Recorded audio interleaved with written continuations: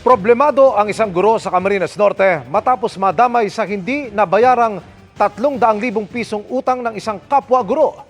Git niya, pineke ang pirma sa dokumento ng lending company para gawin siyang co-maker at hindi niya kilala ang nangutang. Nakatutok si Mark Salazar. Wala nang sinisweldo si Teacher Jose Nicesito simula nung Hunyo. Ipinag-utos kasi ng korte na hilahin ang kanyang sahod at allowances para ibayad sa utang ng isang kapwa guro. Nakalista kasi siya bilang co-maker sa utang na mahigit 300,000 pesos. Nung nagpunta po ako dun sa MTC, sabi nila wala na daw po magagawa kasi nga po na ibaba na nga daw po yung hatol. Kaya ang ginawa ko po doon, nagpunta po ako sa PAO, nang hingi po ako ng advice kung ano po yung pwedeng gawin. Ang tanging na lang po magagawa daw po namin, gumawa daw po ng motion para ma-lift yung garnishment.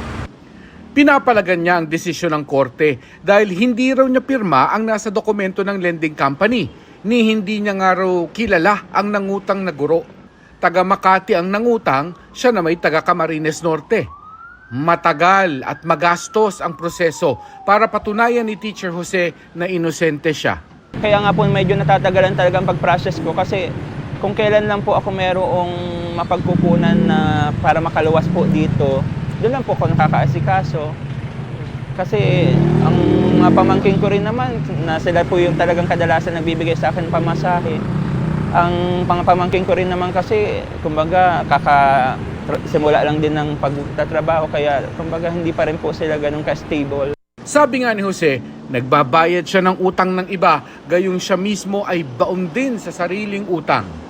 Simula raw na magturo siya noong 2010, hindi na siya umahon sa utang.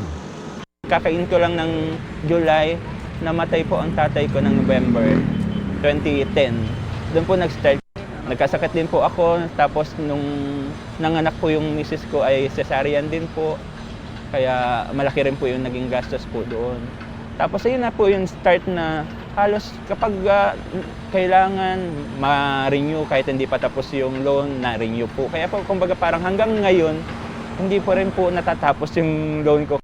Hiling ni Teacher Jose sa DepEd, sana mabilis ang promotion at dagdag sahod para hindi na sila kumakapit sa lending. Mas mabilis ma-promote yung mga bagong teacher kasi meron na silang masteral degree o meron na silang unit sa masteral kaysa doon sa mga talagang matatagal ng teacher. Dito sa bagong career progression, tinitingnan na ngayon yung experience. Kaya kahit papaano, parang yun na po yung pinanghawakan namin na kahit sabihin namin mag-level up man lang kami. Para sa GMA Integrated News, Mark Salazar, nakatutok 24 oras.